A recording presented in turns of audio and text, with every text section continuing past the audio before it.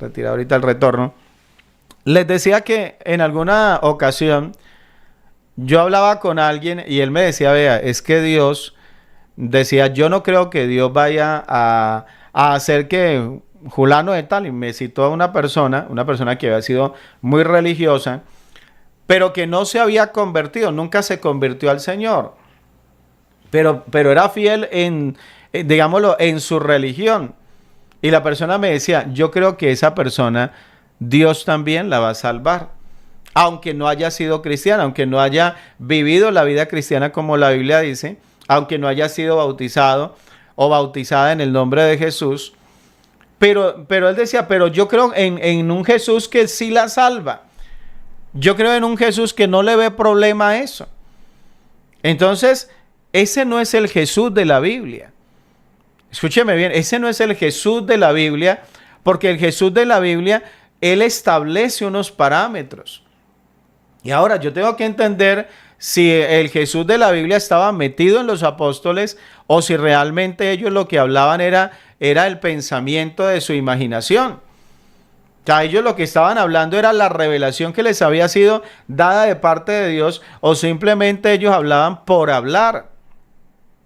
Entonces, si yo asumo el que los apóstoles fueron inspirados por Dios para lo que escribieron, para las declaraciones que hicieron, entonces yo tengo que entender de que eso, de que es que el Señor, Él no le ve problema y Él va a salvar a cualquiera de cualquier manera. Yo no lo veo como que ese sea el Jesús de la Biblia.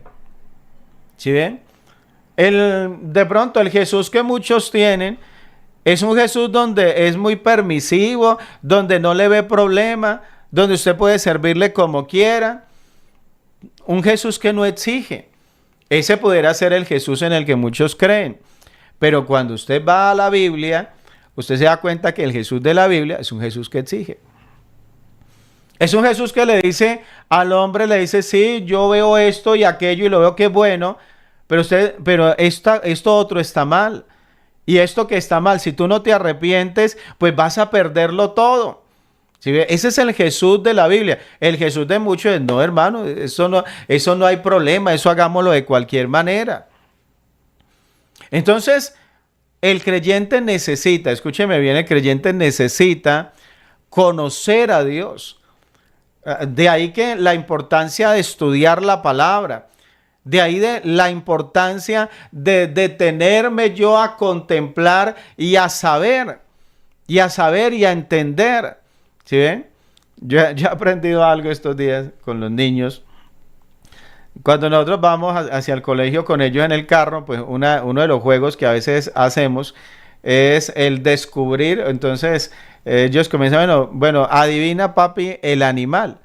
Y entonces ellos comienzan a describirlo. Entonces un animalito que hace así, que es de tal y de tal manera, y ellos entran a describir. Y yo me puse a pensar acerca de esto. Y entonces yo decía cómo, digamos, a veces los niños entran a ser detallistas y cómo a veces uno va perdiendo eso. Porque yo también en algún momento fui niño, pero uno cómo va perdiendo eso. Y entonces luego estábamos viendo algo de naturaleza y estaba con Gabriel, entonces le decía yo a él, había un elefante hermoso, los elefantes me gustan mucho, y estábamos viendo el elefante allí, entonces yo le decía, ve, cuando vayamos a describir el elefante, podemos hablar de él de esta manera. Entonces yo entré a detallar. Y podemos decir un animalito que es arrugadito, entonces, y le explicaba yo a él que las orejas son grandotas, entonces es entrar a detallar. Mi hermano, nosotros en la Biblia, en la palabra de Dios, debemos aprender a meternos en esos detalles que nos lleven a entender.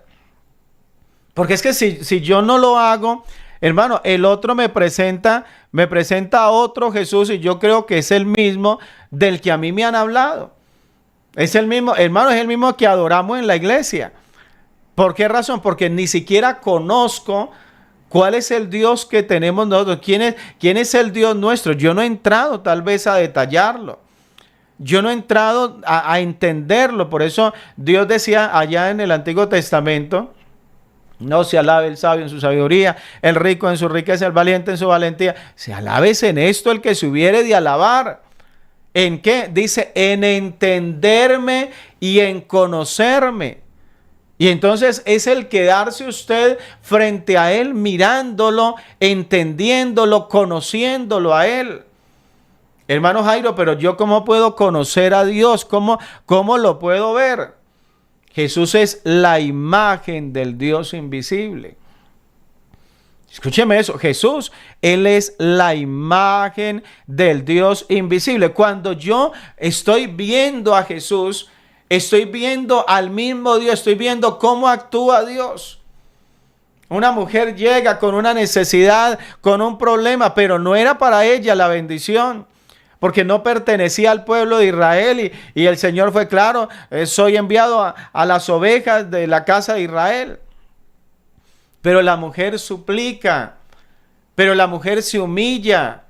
Y el Señor a lo último tiene que decir, mujer, tu fe es muy grande, no hay problema, vaya y reciba. ¿Yo qué voy a hacer? Yo vine, fui a buscar a los hijos de Abraham, pero me encontré una hija de Abraham por fuera de la descendencia de Abraham. Ella no pertenecía a esa descendencia, digamos a nivel físico, pero